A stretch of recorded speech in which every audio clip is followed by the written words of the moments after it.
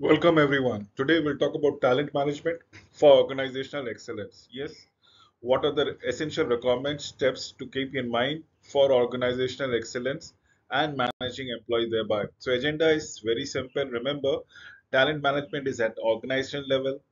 At individual levels, we will be talking about engagement. You remember the fact that an engaged employee is the most productive employees, whereas a disengaged employee might be detrimental to the organization. So, in between organizational level and individual level, what are we looking at? We are doing nothing but noting down the performances. The intersection is performance management, as the case might be. So, yes, at three levels, we need to understand the performance management set for this presentation the altogether. Remember, talent management for organizational excellence is the topic. Fundamental questions: do we have the people? Do we have the requisite people? Do we have the people in terms of quality, in terms of quantity? Are we overusing, exploiting employees, or are we underusing them? So let us talk about them. Let us be focused upon the development effort then and there.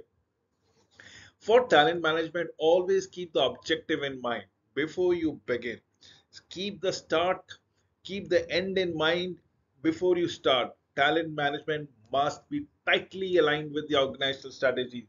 We are destined to accomplish certain objectives. Keep those objectives very clear, very distinct, and so that everybody is focused in achieving the objective thereby.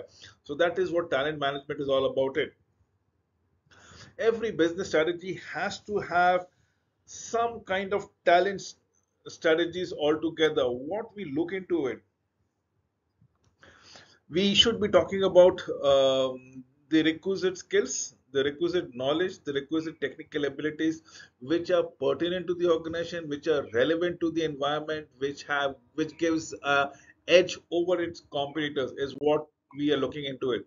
Let me give you with an example of a general manager. Who is a general manager? He or she is just a person who manages all employees within the organization on behalf of the organization.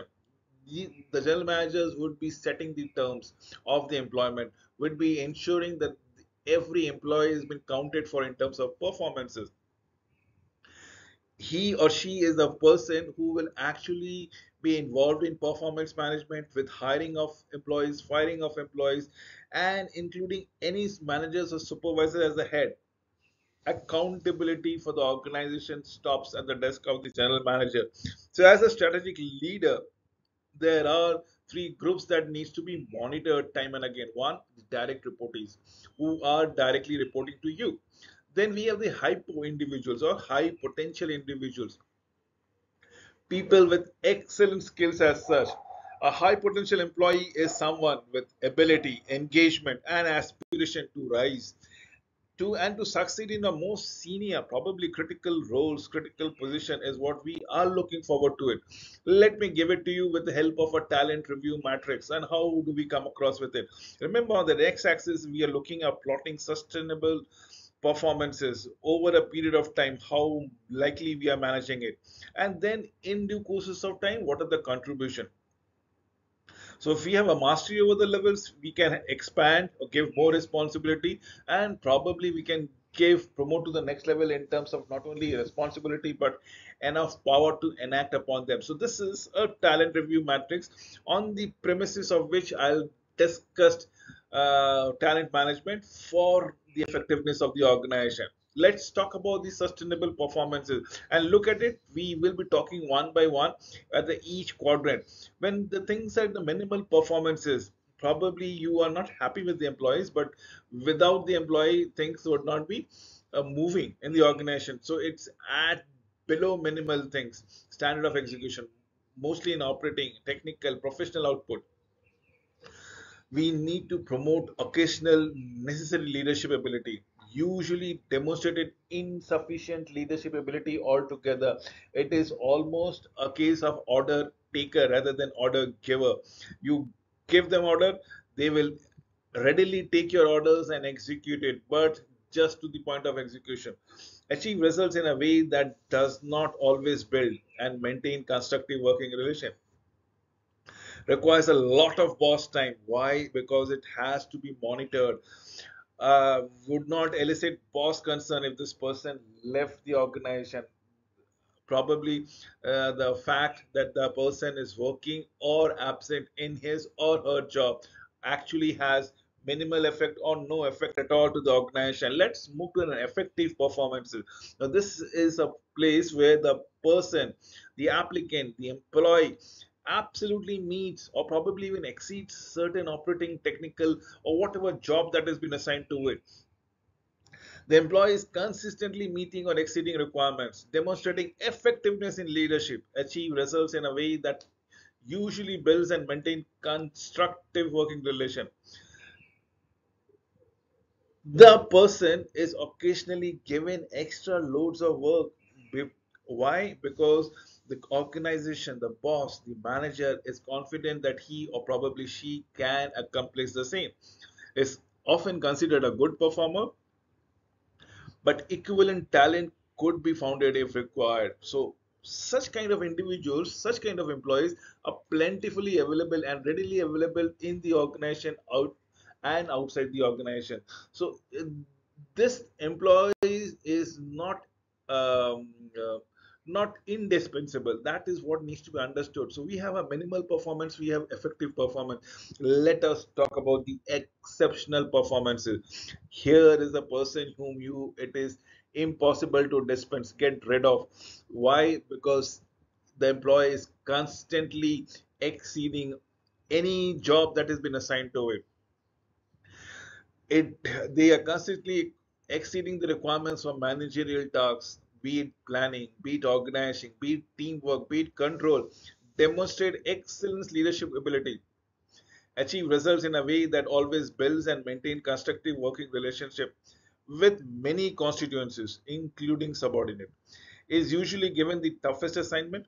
The boss would keep this person and fight, do anything to keep this person in the organization. Because why? Because he is not indispensable at all. Without him, the working of or the performance of the organization might deteriorate. Now we'll talk about the potential, the future contributions as in case. Let us talk about mastery, on balance, exhibit, operating, technical, professional, managerial, and leadership skill.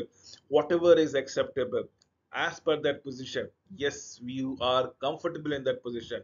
Demonstrate little effort to build new skills. Now, what is the problem? You are comfortable in your comfort zone altogether. You know the jobs ins and out, and you are very good at performing it, but probably you lack the initiative to pick up new skills. Aspires to stay with the company as opposed to assume bigger challenges. Probably longevity in the company or durability in the job is what is much more given a priority. Is motivated to what is needed in a current job. Understand the job. Remember, the individual may have the desire but not yet demonstrated the ability to go for higher promotions. Is focused primarily onto the job, onto the task that has been assigned to him or her. In terms of growth, you look at what we are looking out here. In terms of growth, it is exhibiting technical prowess, professional skills that are high in current organizational level, exhibits managerial skills that are high for current organizational level, frequently demonstrate team person as a team person, as a leader, adds new skills when the job calls for it, aspires to greater challenges but primary at the same organizational level, is motivated to do more than that is expected, has a business perspective beyond current position, is focused on the success of own area and the team thereby as and when required as or possible. Promote exhibit operating and technical professional skills that are extremely broad and deep. Exhibit managerial skills that are pertinent, that are to the next highest organizational level. They are working beyond their position. Demonstrate leadership skills that are expected at the next higher organizational levels. Regularly works at building new skills. Aspires to be at a higher level, come whatever it might be. What do these person demonstrate? They demonstrate a fire in the belly, has a business perspective beyond current organization level, is oriented towards business result, not just focuses on the success of own area. The designation needs at least one over one confirmation. Since the immediate boss has not hired people for their own level, or for that matter, her bosses altogether. So what do we have? Let us talk about the matrix that we comes around it. And this is the matrix that comes everything. If you look into it, we have quadrated as 1, 2, 3, 4, 4, 5, 6, 7, 8, 9. The potential performer. Now, what do we go around it? How to solve it? What are we looking into it? We are talking about potential matrix or performance matrix, wherein performance is on the x-axis and potential, the future contribution, is on the y-axis. We have the first quadrant is a problem performer. We need to address them. Why? Because he or she, the employee we are talking about here, is only concerned with the task that has been assigned and probably wait for instruction how to accomplish the task. So that's the problem performer we need to address. It takes a lot of process time thereby. Underperformers knows the job but probably will not do it until and unless pushed. There is a lack of will out here, the case might be. Then we have potential performance where we can go around it, the lack of skill or lack of will. Either there is a lack or there is equal amount of skill and will issues out here. They know their jobs, but they are just yet to deliver. This is what we are looking into it, whether we are into the mastery part, the growth part, the promotional part. Similarly, for the fourth position of solid performer professional. Now, what are we looking into it? They know their job and they will do the job, but just their job, not anything beyond the job. That is what we look into it. Solid professional in terms of leverages that goes around here. These are the people which needs to be motivated to the next levels of the sixth position on the growth position, where they need to pick up a skills of a higher order, technical levels of a higher order, responsibilities of a higher order. If that is what we are looking into it, we have this solid professional level. We come to the matrix quadrant 6. What happens if we look into a major player? Now if they can break that glass ceiling, and then is what relates to a major player. Major player is to challenge from 7th to 8th position of promotional things and take a higher order actions so that they can be groomed for the leadership position in due courses of time. Now is a time where we need to understand what we are looking out here. I believe I've already explained to it what needs to be done. You remember, this is the level that goes around here.